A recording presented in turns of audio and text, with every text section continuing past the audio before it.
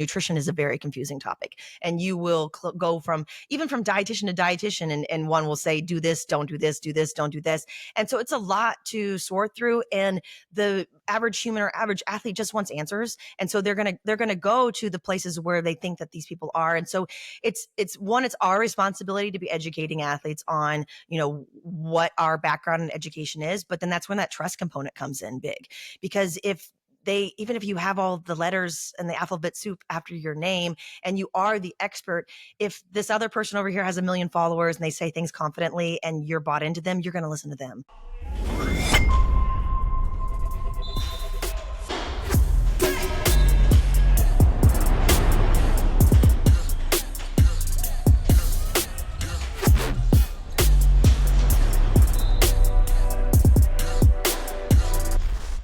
What's going on, Samson Strength Coach Collective listeners? On today's episode, we have Jessica Isaacs, elite athlete sports dietitian. Jessica, thank you so much for coming on. Thanks so much for having me. I'm excited to be here. I'm super excited for you to be here. Seriously. So for the listeners as well, they obviously all know that my fiance is a dietitian. I probably mention her every episode. But when she saw that I was texting you to set up the episode and everything, she's like, it's so cool that you're texting her right now. Like she is such a fan of your content and everything. So I love it. She will probably call me as soon as we're done recording and ask about everything. I love it. Oh, well, will I see her at the conference next week, or the sports nutrition conference? No, she's not going. Yeah. Okay. But if I tell her that, she might buy a last minute ticket and fly out. So I love it. Who knows? It may get done.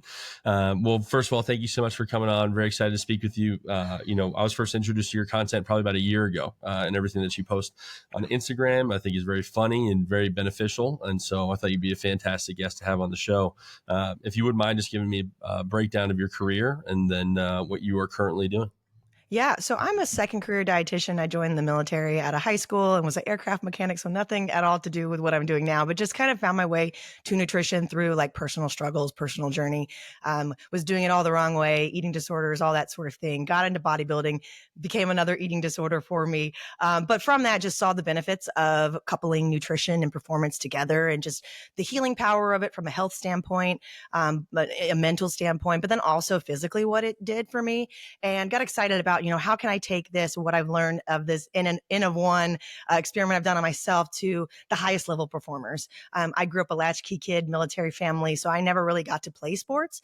And it was something I always really missed out on and felt like I missed out on and wanted to be involved with. So that kind of led me to exploring, how I could work with athletes and bring in nutrition. I didn't know what a dietitian was, but in my late 20s, early 30s, became a sports dietitian. I went back to school to do that. And then from there, started off kind of in clinical as I try to find the right role of what I was looking for. My goal was always to end up with athletes. Then I got an opportunity working at Mamba Sports Academy, which was Kobe Bryant's training facility. So I worked with all sorts of athletes there, kind of more of a private practice setting for me. Worked with youth athletes, but then also like guys coming in for training to go to the draft or the combine, and then also pro guys in their off season that were coming in and doing some training. So got a nice taste of different things there. But then the next opportunity was at UCLA, working with the men's and women's basketball teams. And at the time, I was the first like basketball specific dietitian in the country in the collegiate setting. Now we've got other universities that have some of these basketball specific positions, as we see a kind of a growing need there. Basketball kind of being like late adopters as compared to like football. But that was a really cool opportunity to kind of get to learn more about that world and dig in deep into basketball.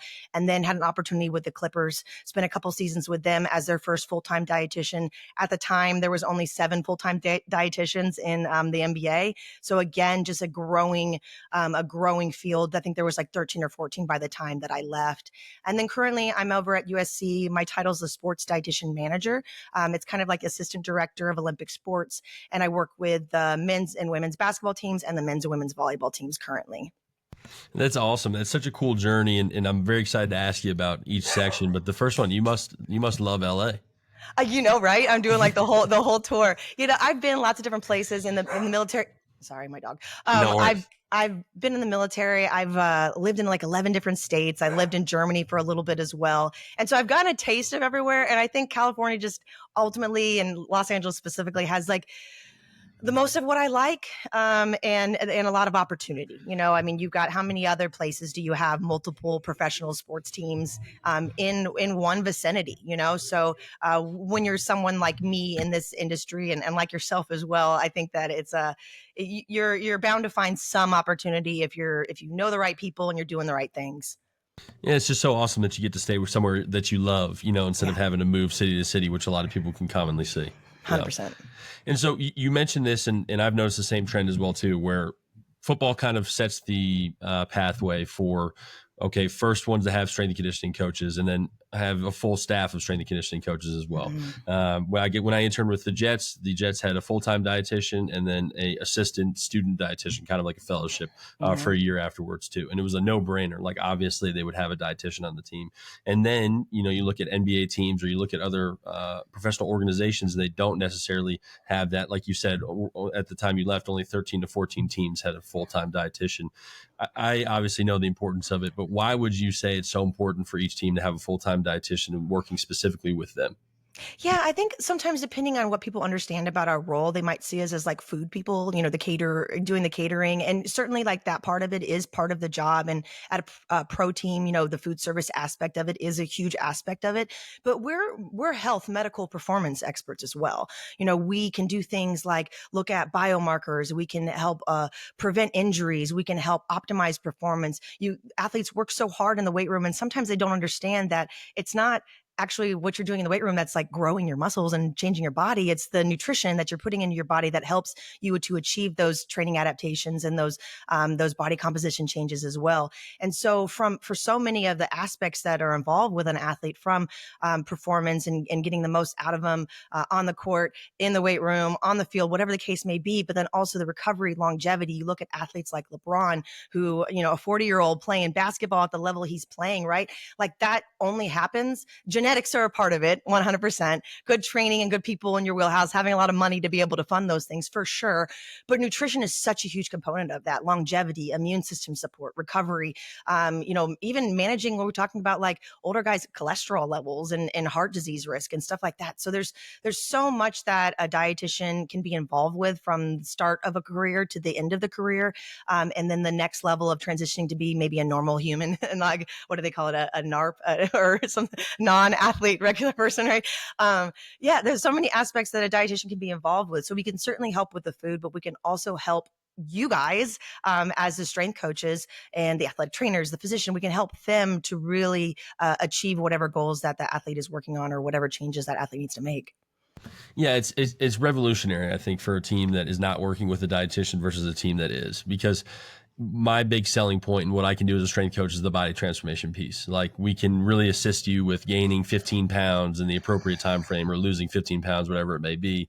And those are the main pictures that we put up when athletes first come in the weight room for recruits, and just say, look at what we can get you to do with your body, and we can achieve these things.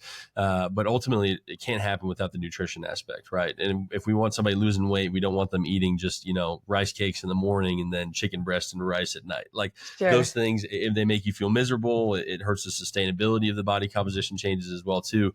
And it's just, I remember when I first kind of realized how important the nutrition aspect was when we had an athlete who just could not gain weight whatsoever. And then he ended up meeting with a dietitian first, a private dietitian, because we weren't working with one at the time. Mhm. And they've literally just figured out that he was just not eating enough snacks in the same time frame he needed to. And then all of a sudden put on 10 pounds within, I think a 2-month time frame. Like, Isn't it's that not crazy? as hard as people think it is. And historically, you guys were doing all that. You guys were the ones, and still in lots of places, you guys are I won't say dietitians, but you're the nutritionists, right? Maybe you're sourcing supplements and providing them. You're the ones that are talking about food. What'd you eat before breakfast before you came in here? And how are you eating? And you guys might be coaching them up on nutrition, and there should be a partnership there. However, how much of that time does it eat up to do that well and effectively, versus partnering and letting someone that can collaborate with you on achieving those goals to take some of that responsibility out of our hands? Same thing with a physician. Physicians know a little bit about nutrition, not a ton about nutrition, to be honest. But how much time can they spend in an appointment with a patient talking about nutrition, versus having somebody whose whole education, training, experience is talking about nutrition, and then individualizing that and finding out ways to apply that to that human, no matter if they're an athlete or otherwise. Yeah, there's a reason there's specializations, right? And there's things that Mhm. you can actually learn about because you can dive deep into nutrition versus weightlifting. But ultimately, if you spread yourself too thin when you try to focus on each subsection of sports performance. But let me ask you this: when does it go too far? Because I know a lot of, especially within basketball, it feels like that is kind of the main strength and conditioning realm where I see strength coaches really say, all right, I want to take over this nutrition piece and we're going to go over all supplementation and I'm really going to focus on what performance plates look like and things like that. Like, when does it go too far for you? Yeah, I mean, I think it goes too far when you have somebody in that role, you know? I mean, if you are doing it because you have to do it and you're the person, then you're the person. You know, I would say try to bring in someone as a consultant, potentially for your high risk athletes, or bring in someone to do some education, whether that's for the team or whether that's for the strength coaches and the athletic trainers, the people that are speaking those points, you know, to make sure that they're on the same page as far as nutrition philosophy, because there's a lot of fads out there. There's a lot of extremism out there. And strength coaches aren't immune to that. And athletic trainers and coaches and dietitians aren't immune to that, right? There's a lot of off the wall stuff there. And yeah, it certainly can go too far, that when you do have someone in a position whose role it is to do that, I say that's when we should look at how can we partner to best support our athletes, as opposed to just because you know some things and you're interested in doing that, take over and lead that completely. Yeah, the partnership is just what really makes the biggest difference at the end of the day. Like, it Yeah. just can completely change an athlete's life. So I appreciate that aspect. How can strength coaches essentially best support sports dietitians? Yeah, I mean, it's a two-way street, and I think, I always talk to young dietitians about making sure that we're not just like sitting in our office working on our computers, and that we're finding ways to engage, and not just with the athletes directly, but with the people that work around the athletes, the athletic trainer, the strength coach. You guys are going to spend more time with them than we are. Even if we're traveling and we're full time, you're spending more time with them, and you're the ones that might be seeing stuff first. You might be seeing their low energy. You might be seeing that they're having stomach issues. You might be seeing that they're sore. You might be seeing things that have a nutrition component to it, but you're the first one, eyes on, right? And so it works both ways to build that relationship with that strength coach, because a lot of times, just with an athlete, I have to build rapport before I can even move the needle at all. They're not going to listen to me until they know that they can trust me and that they know that I care about them. Same thing with the strength coach. You guys aren't going to buy into Jessica's program or any dietitian's program until you know us and trust us, and you trust that we know what we're doing, because you care about the athlete and about the mission, which is win. And so you have to know that we care and that we're on the same page on that. So yeah, I think that we just have to start building that relationship. And then, oftentimes I have to identify if a strength coach has a better relationship with that athlete than I do, then I might be using that strength coach as a conduit, rather than being the one that's, spending the FaceTime and telling the athlete, hey, eat this. If I know that that strength coach has been with them for multiple years, and that if that strength coach tells them, hey, eat this, then that's going to be the achieve the better outcome, I'm going to do that. So we have to be able to be flexible. We have to be able to listen and hear one another. We have to be able to not shut each other down as well.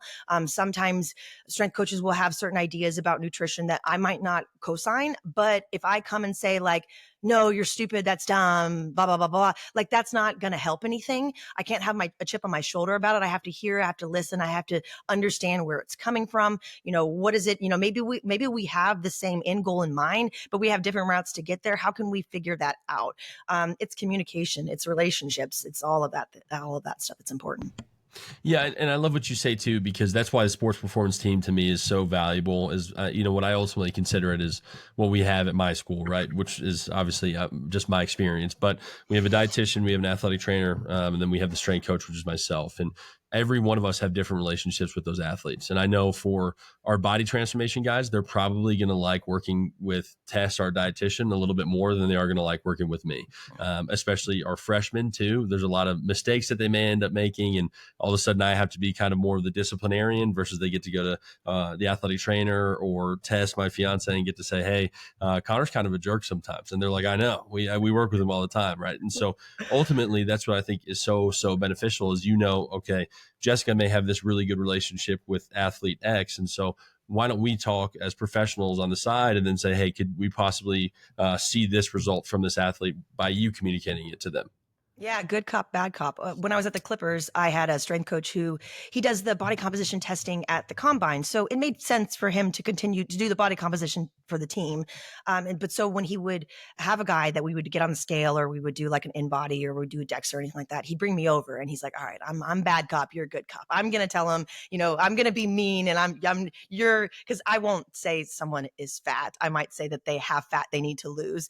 And I don't love that terminology coming from anybody either. However, he might have been the one that did more of the bad copying, and then, oh, you need to make these changes. We got to do this. If you don't do this, you're going to get fined, or you're not going to play well, whatever. But then bring me in to then, provide here's the changes we need to make nutritionally to support that. And so, that bad cop, good cop relationship can really work sometimes.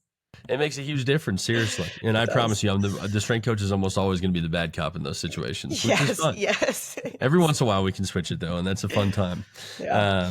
And so you mentioned something there too that I think is really interesting, and I think it kind of deserves a spotlight on it a little bit, is that there's a lot of negative language that people can use when it comes to either food or body image. How can we as strength coaches be more aware of what we say? I know I'm asking you to basically break down a massive topic into something very small, but how can we be more positive and make sure that we don't create negative associations with foods or body composition? Well, food and nutrition is so nuanced, right? Like I can eat a Twinkie, right? And we can agree that Twinkie is not a health promoting food.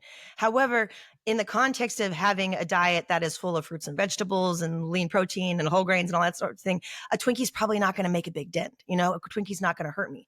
However, if my diet is predominantly highly processed foods, probably less health promoting, right? So food in itself, like one food or one ingredient, isn't good or bad. We have to look at it in the context of the whole thing. So we shouldn't be using terminology of that's a good food, that's a bad food, that's a junk food. We can say more health promoting, less health promoting, more nutrient dense, less nutrient dense, more energy dense. Something that's purely carbohydrates and sugar is energy dense. It's not nutrient dense necessarily though, like fruit snacks. They might be a great choice during activity and they're just sugar, right?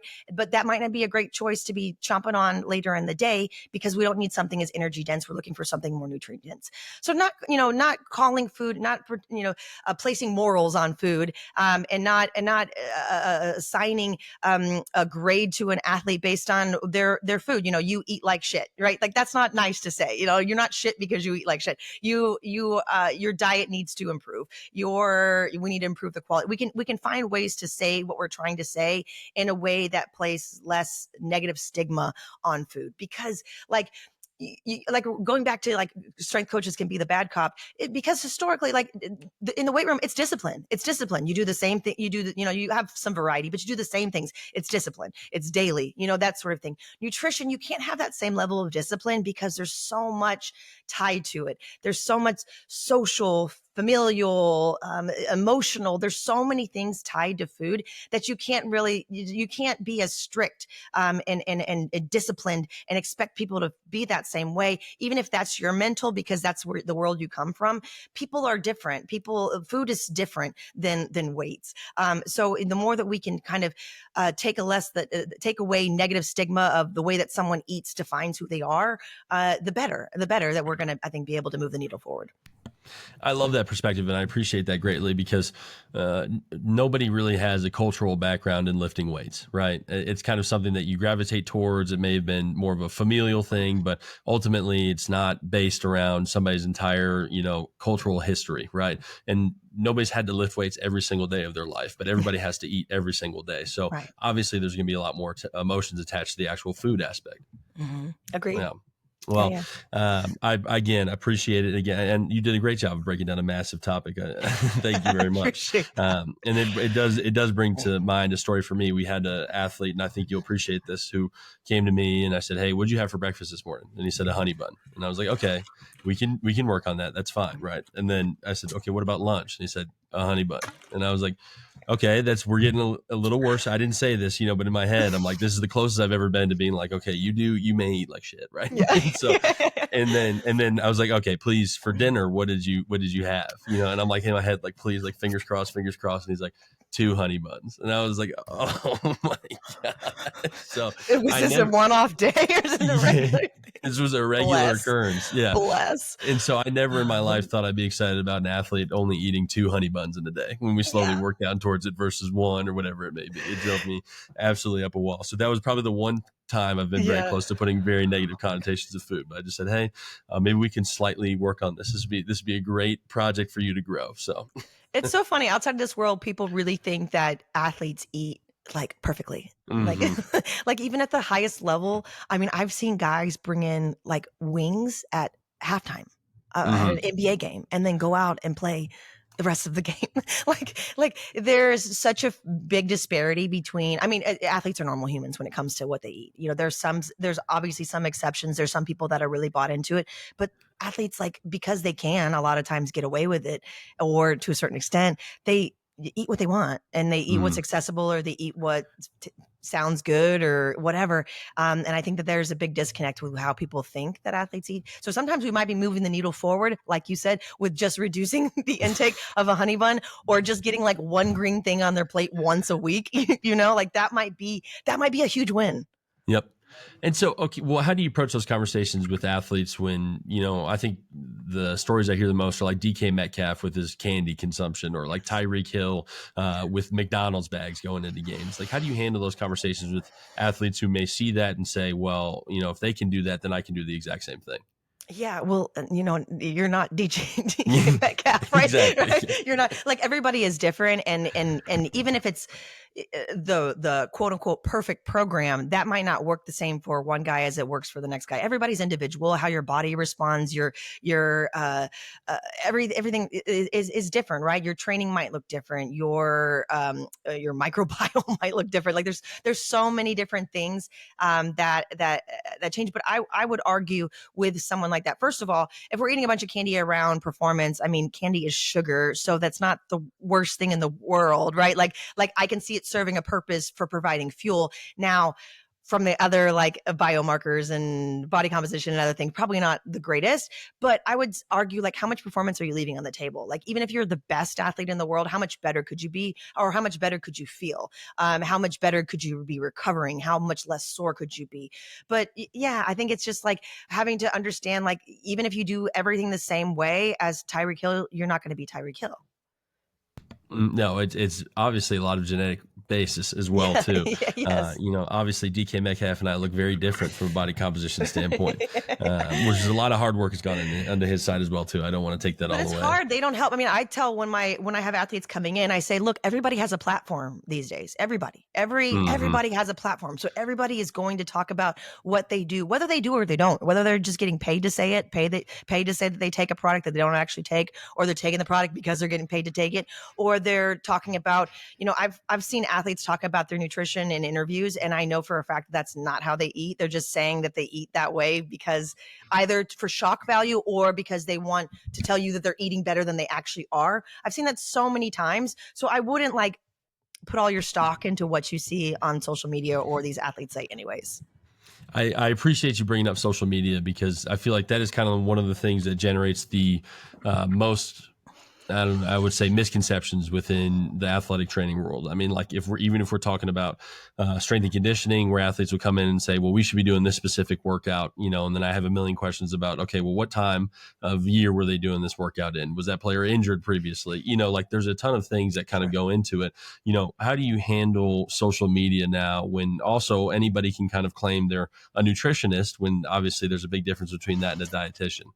Yeah, I mean, that's a big reason why I just started getting involved in social Mm. media, is that, like, at first I was kind of like, oh, don't listen to them, they don't know anything. But then I realized, like, if you're charismatic, if you say things confidently, if you say things black and white, even like, don't do this, like, people listen. People want answers, and it's really confusing. Nutrition, like, lots of things in the world are confusing. Nutrition is a very confusing topic, and you will go from dietitian to dietitian, and one will say, do this, don't do this, do this, don't do this. And so it's a lot to sort through, and the average human or average athlete just wants answers, and so they're gonna go to the places where they think that these people are. And so it's our responsibility to be educating athletes on, what our background and education is. But then that's when that trust component comes in big, because even if you have all the letters and the alphabet soup after your name and you are the expert, if this other person over here has a million followers and they say things confidently and you're bought into them, you're going to listen to them.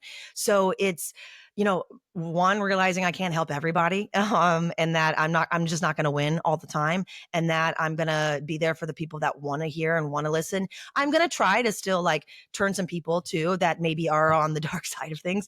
I'm going to try to say like, hey, look over here. But my responsibility at the end of the day is to my athletes.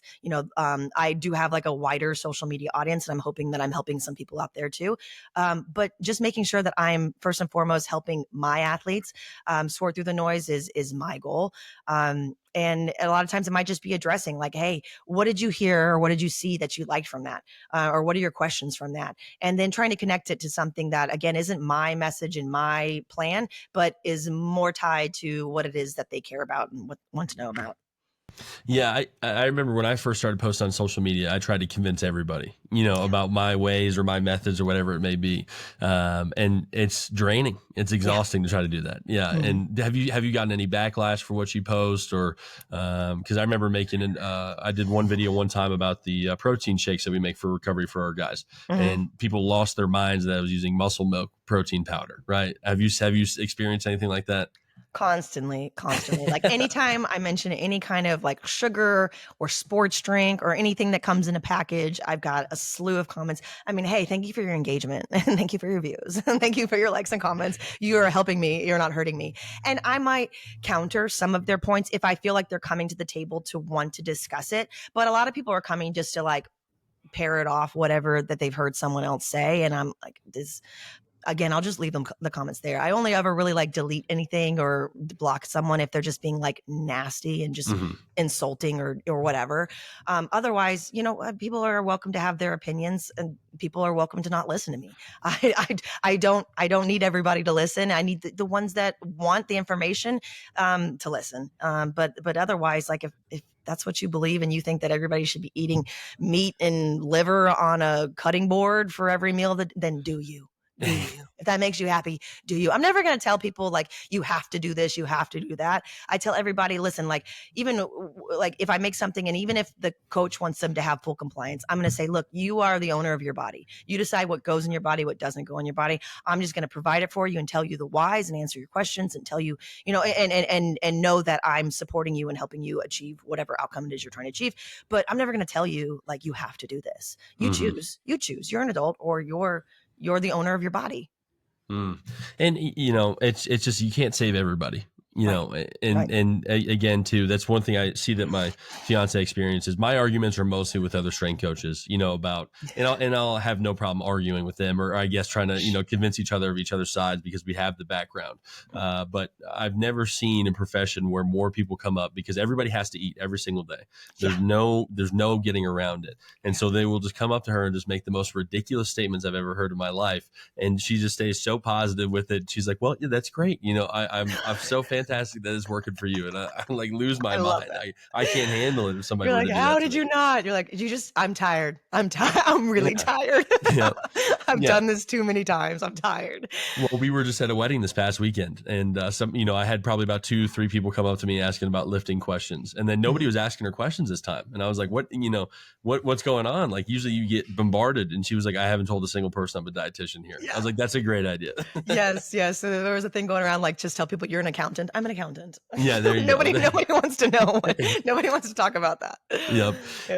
Yeah. And the one thing too that I would like to let strength coaches know, and I guess that I think is like one of the most annoying parts of the profession. I don't know if you can relate to this, but people almost viewing you as the food police. Like, if they eat something, they're like, oh, Jessica's not going to be happy about this one. It's just like, again, I don't really care. Like, I'm not, and if my mental energy is so consumed with, our head coach having, fries as a side instead of broccoli, like, I'm probably going to be a pretty miserable person at the end of the day.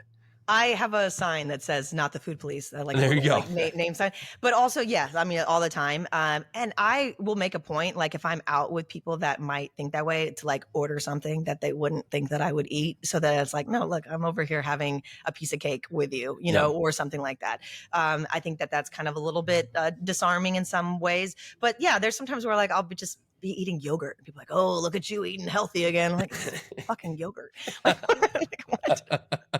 No, but it's just crazy because people attach the human being to the profession all the time, and there's just no need for it whatsoever. Yeah. Okay, well, on day one, you meet with an athlete. Can you take me through what your initial consultation process looks like, and what are the things that you're typically looking for? It depends on if they're like a private client that I'm seeing for like a certain amount of sessions, Yep. or if they're a new athlete at a team that I'm working with. Because if they're a new athlete at a team I'm working with, I might be asking a lot of questions that have nothing to do with nutrition. Again, just because I'm building that relationship. Like I remember one rookie player that I got for the Clippers. The first time we met, I took him grocery shopping and we talked about food and fashion. We did, or not food, music and fashion. And I just let him fill up the cart with whatever he want. I was picking up the tab on the company card. And eventually, of like a 30, 45 minutes into the shopping trip, he started asking me, like, do you think this is a good choice? Should I do this or that? And so that was the goal there, was to build a relationship. But a lot of it is I want to know where you're coming to me from. I want to know what your relationship with food is like. I want to know what the relationship with your body is like. I want to know what you normally do. I want to know who influences you. I want to know, if you were a basketball player, AAU games, were you driving through McDonald's? Like what were you using to fuel? Because if I've got to meet you where you're at. And so I have to know where you're at first. I have to know where you're at. Do you know what a carb is? Do you know what protein is? Do you know what fat is? Most, believe it or not, don't know. Like that was a shocker to me, is that if I say like what's protein, and it's crickets a lot of times, or they might be able to say like chicken, but they might not be able to name off much more than that, right? So I have to kind of start there. And then it's understanding, all right, what are our goals? What's important to you? What are you trying to get out of this? Is it something, and what's the most pressing, because then we have to pick and choose what we're going to prioritize. I can't prioritize you wanting to put on muscle, lose weight, get faster, get stronger all at the same time, right? I have to pick which one.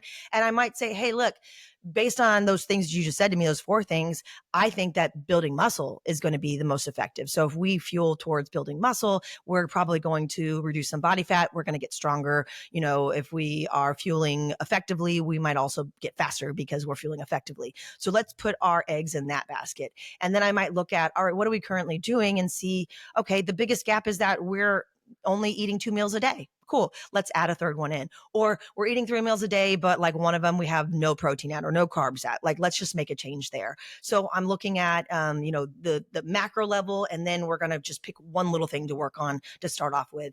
And hopefully, ideally, strategically, it's going to be something that I know that they're going to see or feel something from. And so that little change or little tweak is going to then get them buy into want to do more things that maybe they can't see and feel. You're maybe not going to see and feel that when you're taking vitamins that you feel any different, right? But I know that vitamins on the back end of things are working to help your biological processes. So, but I want to start with something like, let's add some carbs before training. Oh my gosh, you feel great during training because you ate carbs. Wow, that's huge. Now let's talk about this next thing. Yeah, I certainly can't say that my joints and brain health feel a lot better because of my omega 3s, but Right. I Right. do know that they assist in the long run. How Right. do you approach working with athletes who are a little bit more resistant to change? Because I know all our athletes here have to meet with our dietitian. They 100% have to just do initial consultation, because it's one of those things where I know ultimately it's going to be more beneficial for you. But Mhm. some certainly are kind of stuck in their ways a little bit. They resist change. So how do you work with them? It's a slow burn sometimes. And it might be like trying to figure out who they are connected with or look up to on the team as well. And then try to get buy in with that. Like if I know that someone on the team is a leader and that they look up to that person, then I might already be working with that leader, but put in a little bit more effort to let them see what I'm doing with that leader. And then hopefully that leader will then talk a little bit about this and that. And then they'll see, like, I might, like, for instance, I do something like beat shots. And not all the athletes like the beat shots, but the beat shots help with endurance. They help with, if they're going to a high altitude, with being able to, get oxygen to the places we need to get oxygen so that we can have longer, more stamina. So they might think that it's crap, and I'm not going to make them do it. But then I might like go around and be like, it's shot o'clock, and like hype up the athletes that are taking, to be like, yes, whatever. And just silly things, whatever I can, to just kind of like show, like, I'm not here to be, again, to be the bad cop. I'm here to help you. But then also make sure that I'm spending time, I'm showing up at practices so that get some FaceTime, they get some familiarity. It's not just, I have to go schedule an appointment with Jessica to see Jessica sort of thing. That I see Jessica in the weight room. I see Jessica in the training room. I see Jessica at practice. I see Jessica in the snack room, so that I know she's around, so that when I do have that question, or when I am ready to be like this and that, I'll get something or get somewhere with them. The social media aspect has been huge for me when it comes with the collegiate athletes. All my athletes follow me. And then a lot of times it generates conversations. Sometimes they might be really focused on whatever they have that day when they're in the building, and they might not be wanting to talk to me about these other things. But then they go home and they're sitting in bed at night and they scroll through and they see a video that I'm talking about creatine, and I might get a DM from them, or I might get a question from them the next day about, hey, Jess, talk to me about creatine. Should I be taking creatine? So it's just finding different pathways, I think, and finding how they like to be reached. This generation of kids, they're, I have an 18-year-old. They're the anxious generation. They don't know how to communicate. They are scared of everything. They're not, it takes a little bit more effort to reach them, I feel like. And so I just have to constantly adapt and shift and be flexible to meet them where they're at, and then try to, create that relationship. Yeah, there's actually some research that came out recently that showed that this generation 100% has a different attention span, and they struggle. And if you can't grab their attention quickly, they're not going to listen to you. And so it's ultimately something where you have to adjust to them. They're not going to adjust to you, and all of a sudden go back to reading newspapers and basically doing what we thought was positive behaviors at the time. Like, you have to find ways to make it work. So social media certainly for myself has been huge too, because we get to talk about those things. And we get to just slowly address topics and kind of take them down one by one. And then I'll have athletes send me reels of like other workouts, and they'll be like, hey, would we ever do something like this? And about 90% of the time it's like, no, because that's just shiny. Yeah, exactly. But then sometimes it's even worked out where I said, okay, if you really want to spend your extra time doing this, then you can come into the weight room, and it just builds an even better relationship from there. 100%. Yep. Gotta adapt. Yep. And so what are the most, I don't necessarily want to say errors, but maybe let's say areas of improvement for athletes? What are the most common ones that you typically see, especially with collegiate athletes? It's most times just not eating enough. Really, for most of them, it's just not eating enough. There's a timing factor. There's the quality of the diet as well. But a lot of times the biggest gap is we're just not eating enough. Most of the athletes are skipping breakfast, or if they're coming in from morning lift or morning practice, they might be grabbing something really quick. They just rolled out of bed. They got on their scooter. They came over. They've been awake all of 15 minutes, and they certainly haven't eaten anything, let alone drank any water. That's the other part, hydration. Can't get these kids to hydrate or eat. But a lot of times, when you have a student athlete, they have a busy schedule. They have a lot. And between team activities and school activities, and if they're doing any extracurriculars, it's a lot. So, really sitting down with them. And for me, it's like identifying, what does your day look like? And what does Monday look like versus Wednesday versus Friday? And where are your opportunities to fuel? And, how can we flex to that? If it's like, hey, I'm not eating because I go right from here into a 3-hour class in lab where I can't eat. And then, the dining hall's closed at this time. And, then we have to talk about, all right, what can you take from the fueling station? And it's simple things that seem like duh, but these are kids. They're kids that are used to having somebody help them. They're used to having someone do it for them, or remind them or whatever. They still need a little bit of hand holding. And certainly I want to graduate them out of needing that hand holding and understand how to do things themselves. But I might have to kind of fill a little bit of that gap and help them along the way with just some very duh basic things of like, let's pack a protein bar or a Fairlife or whatever, throw it in our bag and take it to class. Hey, when we're at the dining facility today, you've got time, box up an extra meal, take it back, put it in your fridge so that when you come back from training, getting up shots up later tonight, you have something in there and you don't have to DoorDash or skip food or just eat a bag of Takis instead. So a lot of times it's finding those, identifying those gaps and filling them, and then getting them to eat. Some athletes are just used to never eating before training or games. They might feel like that's their thing. And so, finding ways like, all right, can we try liquid then? If it's a form of a sports drink or something else, like that works for me too, and then we can train the stomach just like we can train any muscle. So let's baby step it. But yeah, I think that's the biggest one is not eating enough. Then it's timing, certainly quality, but quality I think is across the board for a lot of people. Hydration is a big one. I think just like not understanding hydration. I see a lot of athletes that just think like they can just take gobs and gobs of electrolytes and not drink fluid, and like that's going to get them hydrated, and that's not how it works. And then, or thinking supplements take place of the diet, or that supplements alone are going to do something. Like supplements aren't a band-aid, unfortunately. And if you aren't doing the basic things, like I love creatine, but if you're not eating enough and you're not eating enough protein to begin with, you're not really going to get all that benefit from the creatine, even though creatine's a great supplement. Yeah, I love to, say to our athletes, I'm not going to hold your hand, right? And I say that all the time. And then And it's then you hold funny your hand. because I quite literally, I'm like, I grab their hand. I'm like, Mike, I know you got class tomorrow for 8 hours. So what are we going to grab from the field station here? And I'm like, that's a great pick. Yes. So I do it all the time, but it's totally understandable because like you said, again, you have to adapt to the people, especially if you want to make some room for growth. So I appreciate that perspective. Now, you posted a lot of fun recipes before. I've really liked like your liquid IV slushies, right? And those things are fun, and I think it's very exciting, and it does get people engaged with the actual nutrition aspect. Where do you get your inspiration for these ideas? And then can you kind of name another couple fun things that you've done just to get people excited about the nutrition piece?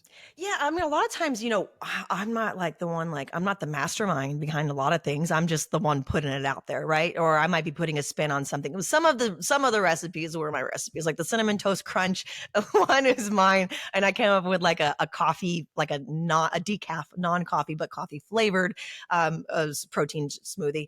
But those might just come from like boredom and time, but also it might come from other people that are doing it at other places, or even I had a student worker of mine that made a slushie with like 2 different colors for a particular game day. And so that actually came from her, inspired by her. I did adapt the recipe a little bit, but they come from different places. But also just, I think when you have something new and exciting, even if it's not like, not recreating the wheel or anything like that, I think that gets athletes engaged, because it gets monotonous, right? You come in, you have your protein shake afterwards, and then when I can have something that's a little bit exciting, that also gets the guys and girls that are like less likely to buy in. It gets them a little bit like, oh, what's that? They might get interested, and that might be a segue into other things. But yeah, the recipes, they come from different places, and I'm not used to be much of a recipe and like pushing those sorts of things, but those kind of videos do well. I mean, what I have found is that people want, we talked about the black and white, and it's not black and white. Nutrition's not black and white, but sometimes people just want to be told, like, what exactly should I do? Like, which products exactly, like, just tell me, I know you said that I need to have carbs and simple carbs, but, and even fruit snacks, but what brand, and I'd always been like, I didn't want to do that because I didn't want to like pigeonhole, and like some places aren't going to have access to these things, or some stores aren't going to have this. I don't want to tell you can have this product when really you can have these 25 products that are all going to fill that same purpose. But that's what people want. People want that a lot of times, is just being told exactly what to do. Oh yeah, it's the exact same thing. I can post a video about the theory of strength building versus sports specific training, right? And that will, get maybe 1,000 views. And then okay, this is my exact workout today. It's 100,000. It's like, thanks, can't wait to try this out. And I'm like, right. Man, go right ahead. Cool. No, but I do appreciate you switching it up, seriously, because what I notice is we'll bring things out like our shakes that we make. It's custom shakes for them based off of body composition goals, different flavors every time that we make them. In the first week, everybody's like, these are amazing. Like, I could have these all the time. And then you hit like February in a basketball season, and they're literally like, Coach, I have to drink this shake today. I'm like, yeah, you do, brother. I mean, I'm sorry, but you need flavor it for the recovery fatigue aspect. for sure. Yeah, absolutely. So there's a big part of switching it up. And one thing that I've noticed too is actually giving the athletes choices. Like when we, versus saying, okay, today's shake is going to be strawberry banana or chocolate peanut butter or whatever it may be, actually just writing on a whiteboard or having one side, okay, you get to pick whichever one you want. That has like completely revolutionized it for us. It's made them a lot more excited about it, just because they have a little bit more autonomy. You can actually pick what they want for that day. Totally buy in when you can do that, when you have the manpower and the ability to do that, for sure. A lot of times too, I'll pick like 2 or 3 recipes, and I'll have like 2 or 3 different options, and you pick which one you want, and then we try to pay attention to like which ones are they taking more. But it changes. It might be everybody loves tropical one day, and the next day nobody wants tropical. That might be because they're tired of the flavor, or they just didn't look good because somebody else made them today and they looked runny or whatever. So there's so many different variables there. And I'll try to just be like, if you don't like this, let's talk about option B, C, D, and so that pick one of them. If you don't want this smoothie, cool. Go to the fueling station, grab one of, a chocolate milk and whatever. Yeah, I appreciate you saying it's different with people who make them differently too, right? Because I remember one time I literally told the athletes, I was like, "Oh yeah, Tess made these shakes today," and they're like, "They're so good, like I love them." And I was like, "I actually made them. I just know for a fact you prefer when they're made by Tess." All right, so I got you. Yeah, tricky. I like to get devious every once in a while. So. Well, Jessica, I really do appreciate your time. Seriously, it's fantastic to meet you and hear more about what you do. And I really appreciate the perspectives that you gave us. If somebody wanted to follow you on your social media or look into your services that you provide, what would be the best way to do that? Likewise, thank you so much for having me. It's been a lot of fun. And you can find me I'm on Instagram and TikTok, but more present on Instagram for sure. Jessica the Sports RD for registered dietitian. Website's the same, jessicathesportsrd.com. And I've got like handouts and courses and things like that there. And then what else? Email. jessicathesportsrd at gmail.com. Very consistent. I like it. Makes it a lot easier. Easy. Yeah. Awesome. Well, Jessica, thank you so much. I really appreciate it. Thank you so much for having me. Take care.